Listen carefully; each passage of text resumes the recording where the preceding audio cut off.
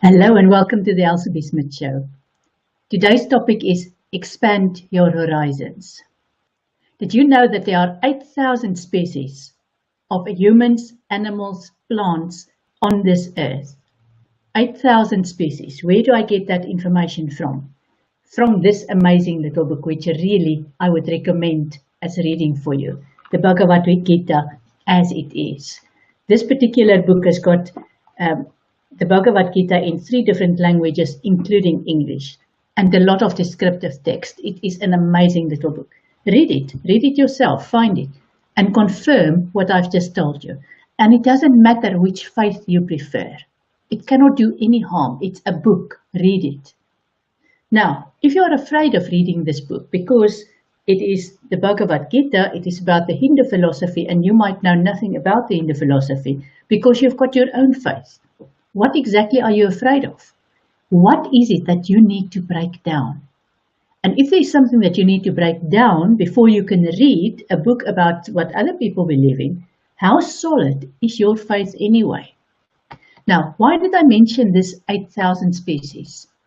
Because, and this really is significant, well, for me it is, out of all those species, there's only one species that can actually create, and that is people. Only humans can create music, can design beautiful architecture, can do lovely art, can do poetry. Only one species can do that. And only one species can ask, what if? And then find multiple answers. But here's the irony behind it. Only that one species can also build obstacles, create emotions, or let emotions take over. Create this ridiculous concept of us as opposed to them. We are right, they are wrong. Because we look at the same thing from different angles. That makes it us as opposed to them. Only humans tell themselves, I can't, I'm not worthy, I will not go there, I will not expand my horizons. Only humans tell themselves, this is not how we do things. We are right. And we don't do things that way, therefore you are wrong. So we are very, very good at creating these obstacles, which ensure that we don't expand our horizons. So, how do you break down those obstacles? Firstly, you start within yourself. Do something that you think you don't have the courage to do. First, you break down the obstacles. Now, even if you think of doing it and you don't do it, there's a reason why you thought of doing it. There is the desire to do it, and that means you're halfway there.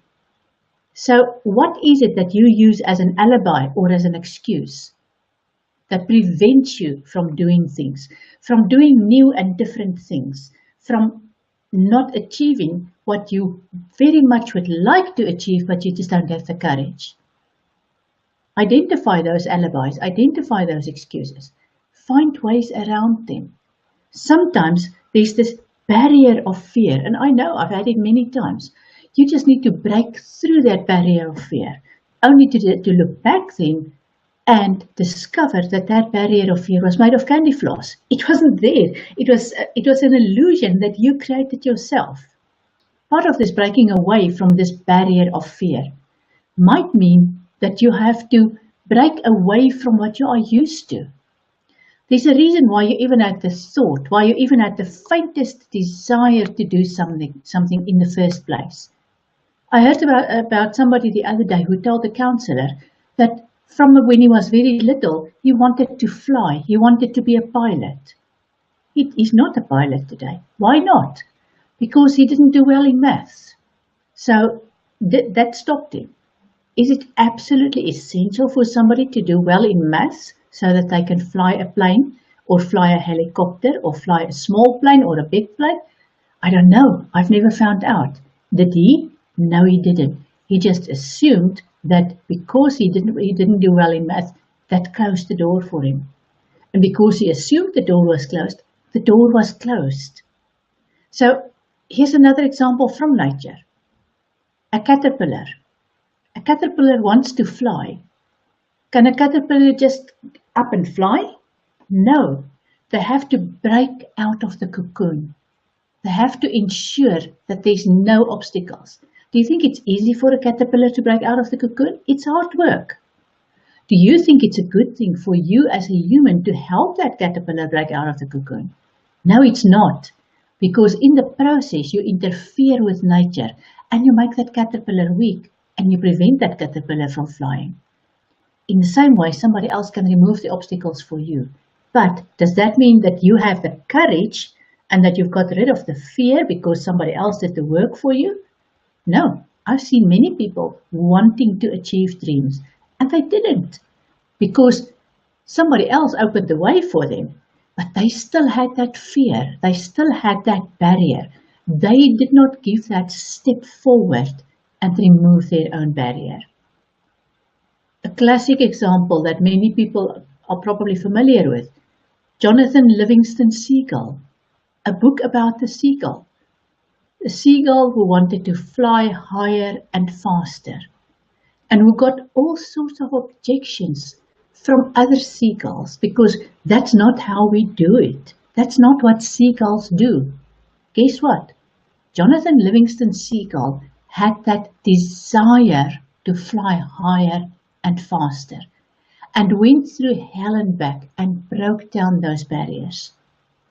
Another beautiful example, also related to flying, Leonardo Da Vinci. He wanted to fly. People laughed. They called it heresy. People are not meant to fly. Humans were not designed to fly. Today we have airplanes, we have parachutes, we have helicopters, we have paragliders. Why? Because Leonardo da Vinci 500 years ago designed the basics. He stood out from the rest. He said, what if? And yes, I'm sure he also had that little voice that said, don't be stupid. You cannot do that. That's not for you to do. That's not what God intended. But he got around it. And today, we're reaping the benefits. We've got international flights. The world was made smaller and more of a global village because of the courage that somebody had 500 years ago. He stood out from the rest. And it was okay for him. He did what he wanted to do. So the first step is break down those barriers. Then there's another step. Acknowledge your emotions. Name the emotion.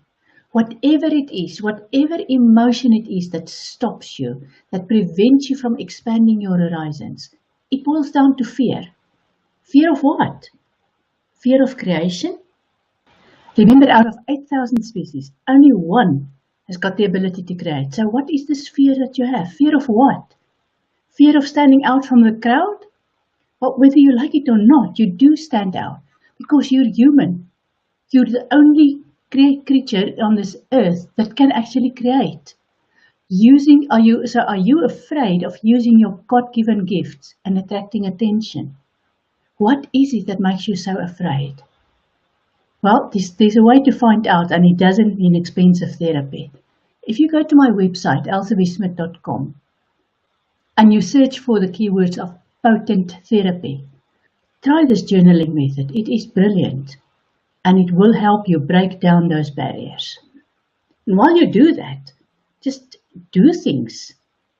Write a book about your life. Even if it never gets published, why can't you write it? It might just get published, and you might just be surprised. Paint. Try watercolor painting. I did years ago. It was a complete mess, but I loved every minute of it. It really made me feel quite free to try other new and different things. You're never going to see my artwork.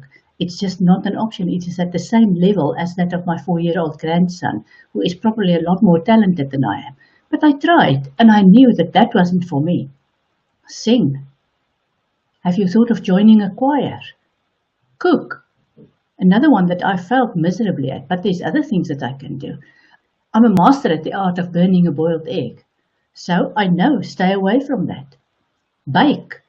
I know people who do brilliant baking, who do brilliant cake decoration.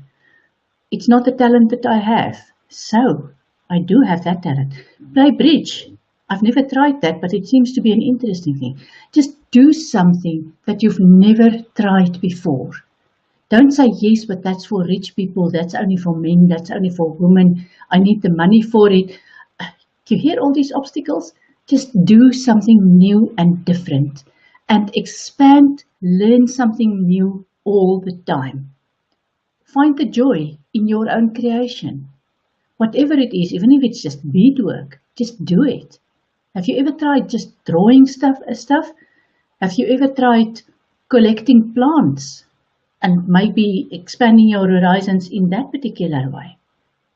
So you are a citizen of this world. You are just one of how many billion people? How much do you know about the world around you? You know, I thought I knew all the important writers in South Africa, in Southern Africa. Just recently, I was listening to a BBC program about Bessie Head. Never heard of her in my life. Bessie Head discovered that she was probably one of the foremost writers in Botswana, a country neighboring South Africa. But this woman was born in South Africa and had to lose her citizenship when she moved to Botswana, when she became a world-renowned writer. Never heard of her. I've now got one of her books. I'm going to read it. How much do you know about other cultures, about history? Do you read about that? Now, okay, if you don't like reading, YouTube, watch films, watch videos, watch stuff that's interesting about the world around you, a world that's further away from you. Have new and different experiences, like how people face their challenges. Again, go to YouTube. There's so much there that you can find it about people who are different from you. If there are people where you think, or any group of people, any culture, any combination of people that you think, I'm different from them, go and find out. You know what? Because of my background, I could have put this book down because it said here that it was written by the founder of the International Society for Krishna Consciousness. I knew nothing about Krishna consciousness. I read this book. I was very privileged to find this particular version, the Bhagavad Gita as it is, because it's got explanations for every single paragraph. It was a whole new world opening up to me. It related so much to stuff that I discovered on a psychic level while doing readings for my clients. It related to stuff that I discovered because I was curious about science, about the world we live in. It made sense to me. Another thing that really has made a difference for me, and I'm really privileged that I've been able to do it, travel. Travel to the area around you.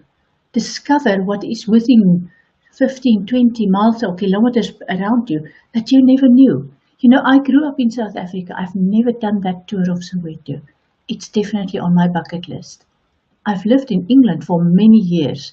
And what is wonderful about England is that around every corner, in every little village, there's something interesting, there's something curious. Eat different food, observe different habits. I ate the most fascinating, fantastically delicious food when I was on holiday in Turkey. Completely different to what I'm used to, really delicious. I recently went to Venice. I had a meal there that I tried it. It looked good on the menu. It was pork Milanese.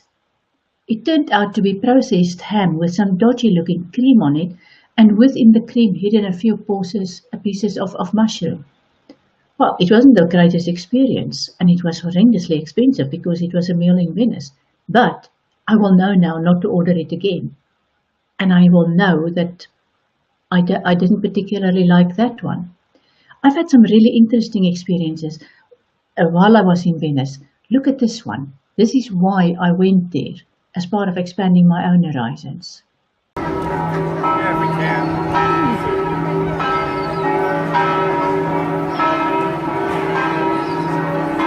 So this is San Marco Square in Venice. It is a World Heritage Site. Absolutely breathtaking. Look at that tower. It just goes on and on and on. And yes, they do look after their heritage. Just look at these majestic buildings. why am I here today? Simple. I stopped waiting for somebody to bring me here. I booked the tickets, I came. If you don't look after number one, why would anybody else want to bother looking after number one? Venice is such a beautiful, beautiful city. I'm loving every minute of it. If there's something that you want to do and you're waiting for somebody to do it for you, stop waiting. Make it happen. It is stunning. Stunning, stunning. And can I tell you that I did ride on a gondola in Venice? There wasn't anybody serenading on the gondola. My first try, I wanted to join a group of teenagers because the way they work is that you pay 80 euros for a gondola that can carry 6 people. So there were 3 teenagers on a gondola. I tried to join them, but the rower on the gondola, and he wanted to get me on one on my own. I walked away. I then joined a lovely family from York, husband and wife and son and daughter, as a 5th person on the gondola. And a lovely young Russian lady took seat number 6. So we put all our money together and we had this beautiful gondola ride.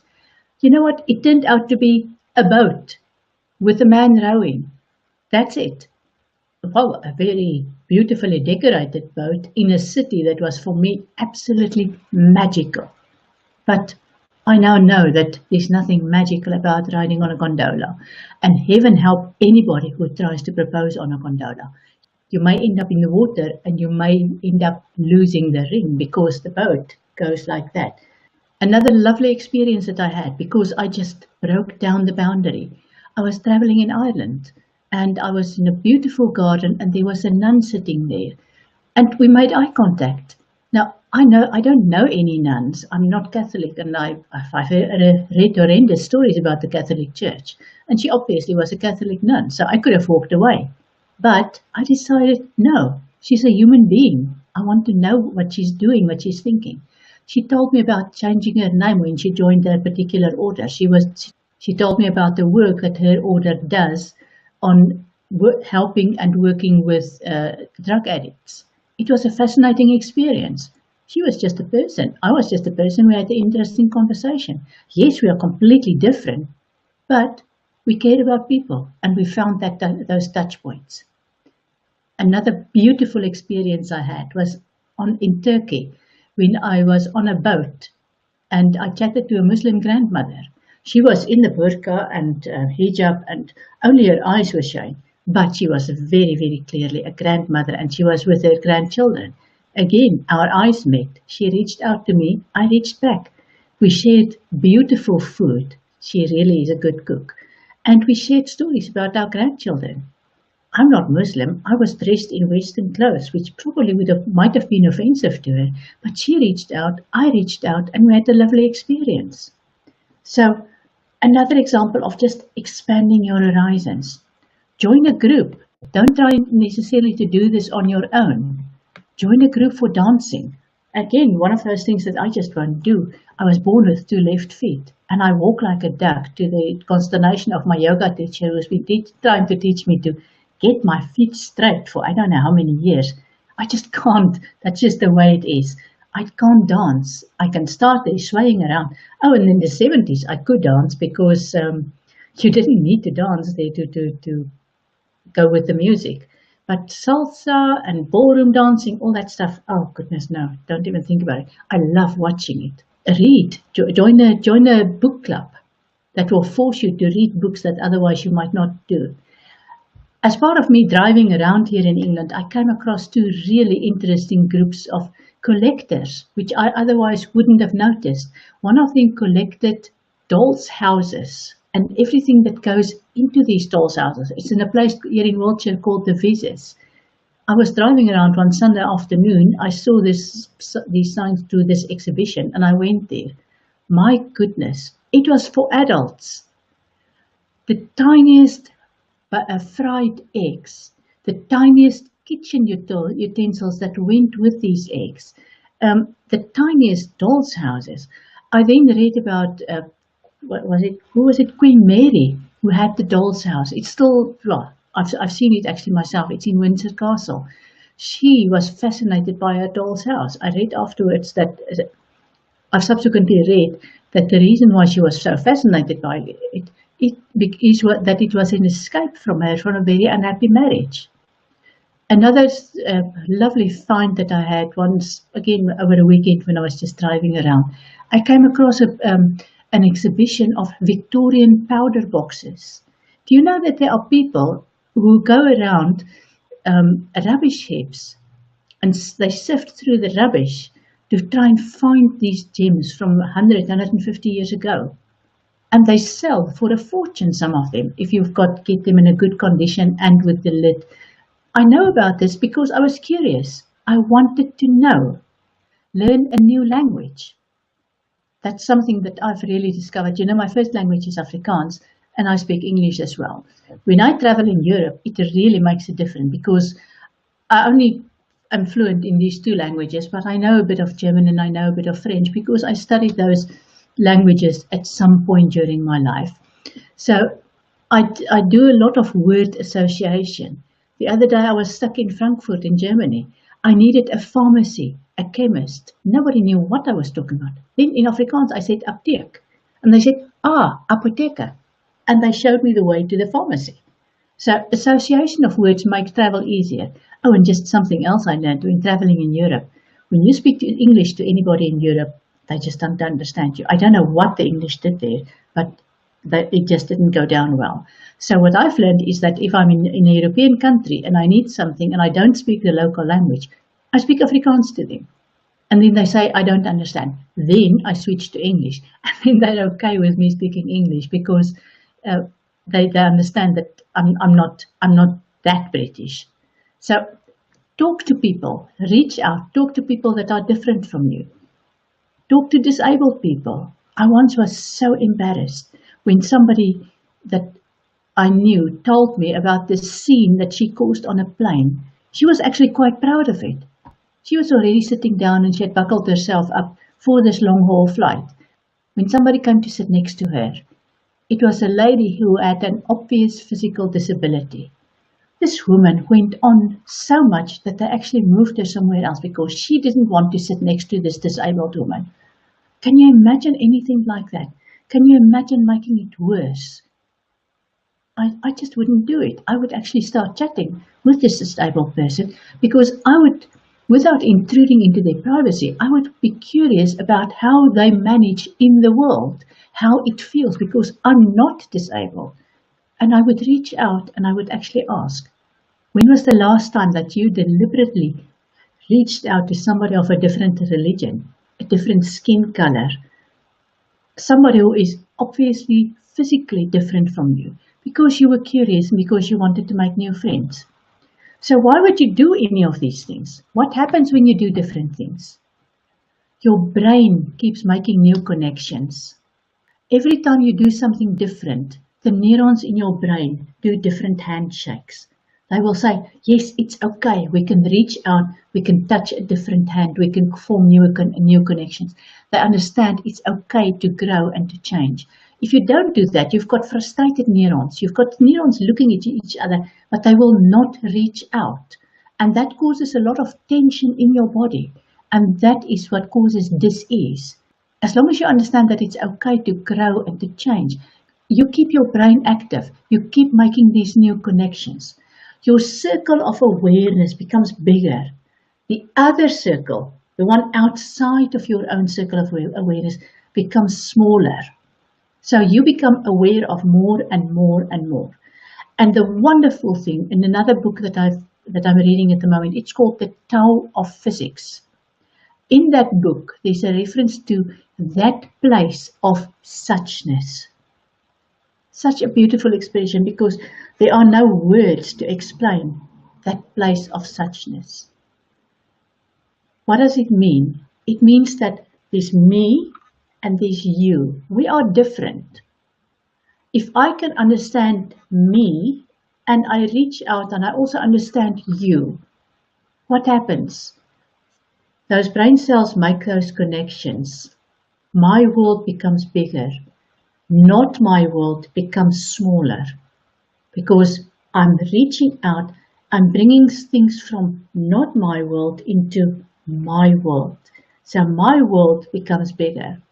Then, when I look down on my world, I don't see me and them. I see us within my world. That's what you have. Another wonderful reason for expanding your horizon would be gratitude. Feel gratitude for what you have created. What have you created? It could be many different things. Maybe you've created good relationships. Maybe you're a parent who is nurturing and cherishing a child. Maybe you're a teacher who does the same. Maybe you're a counselor of some kind who does a lot of work in terms of creating good relations between people. That's creation. Maybe you've created beautiful products. I know people who have done the most amazing artwork, music. Just a few that I can think of that for me always touches my heart no matter who sings it. The Sound of Silence, The Greatest Love of All, Hallelujah. Okay, maybe I'm from a different generation, but there's music that really touches my heart because the people who created that music did it from their heart. There are designs that just blow your mind. To just give you a few examples, you know how an umbrella normally looks. So you go with that umbrella outside in the wind and it turns upside down. You take a normal umbrella inside, you close it, what happens? The water runs down, there's a puddle, there's a mess. But with an upside down umbrella, if the wind catches it, it's still upside down. It's okay. You take it into a building, you fold it upside down. So all the water runs into the umbrella. It doesn't make a puddle. Another beautiful one and very obvious thing for me was a self-threading needle. You know, if you do a lot of sewing like I do sometimes, you get to a point where your eyes just don't want to cooperate and you struggle to get that thread through the needle. Go and look for self-threading needles. Brilliant stuff. A hairdryer. You know how a hairdryer looks. It can only look one, you know, it's got a shape. You hold it in your hand. There's the motor inside of it and you blow your hair. Dyson created a hairdryer where the motor is not part of the drying bit. It's in the handle, which means the drying bit is just a circle. Go and look at the Dyson hairdryer. Brilliant stuff. Some stuff you start to take for granted, like a touch screen laptop or a touch screen tablet. Somebody thought, oh, wouldn't it be great if we can just touch the screen rather than use a mouse? And they made it work. The other day I saw a little gadget that was, it's a meat slicer for a Sunday roast. Rather than put a fork in and, you know, the meat wiggles around and you get meat of different, slices of different thickness, you put this gadget over the slicer and you slice in between the spaces in this gadget. I don't know what it's called, but lovely stuff. Somebody thought about it. Somebody thought it's different. It turns conventional things upside down. I'm going to try it anyway. Brilliant. They improved on stuff that nobody ever thought could be improved on. So see the world that you live in as fitting all on a flat sheet of paper. So yes, we've got a big world, but see it as there's a flat sheet of paper, there's everything there. From China to America to New Zealand to South Africa to whatever. Within all of those countries, you have got absolutely everything. And you're a tiny person on this flat sheet of paper and you can literally walk around. Now, you can literally stay in one place and you can believe that's the only way, that's the only place, that's the only view. Or you can walk around, you can see and do and experience more and broaden your horizons. Yes, all of this does make you a different person. How? It makes you more inclusive because your world becomes bigger. It makes you more tolerant because you see that there are two sides to absolutely everything. It makes you more loving. Because the more you reach out, the more you learn about history, about the present, about the future, about yourself, about other people, about stuff that you can do, about stuff that other people can do, but maybe you can't, the more tolerant you become, the more loving you become. And now some of you are going to say, but I'm too old for this. Guess what? You spent your entire life up to now perfecting this process of creation. Then you get to a certain age, which is determined by legislation, and your entire environment, your culture says to you, you are now at this age. It is now time for you to stop creating. The legislators say that. Your culture says that. Your friends, your family say that. What does God say? Did God create you so that you can stop creating at 60 or 65 or 70 or whatever? I don't think so. When you stop creating, you limit your own lifespan. You deny yourself and those around you the experience of a full life. Why would you want to do that? I know somebody with a speech defect who decided to become a broadcaster. I know somebody who is a quadruple amputee. He climbed Mount Everest. I saw a video the other day of a girl who was born with no arms. She plays the keyboard with her feet. She sang something that she wrote herself. What's your excuse? What is your excuse for not expanding your horizons? Find out more about the world you live in. Build bridges. Do something different. Get on with it. Thank you for sharing this time with me. I'll see you again next Sunday, same place, same town, 4 o'clock GMT. Thank you and goodbye.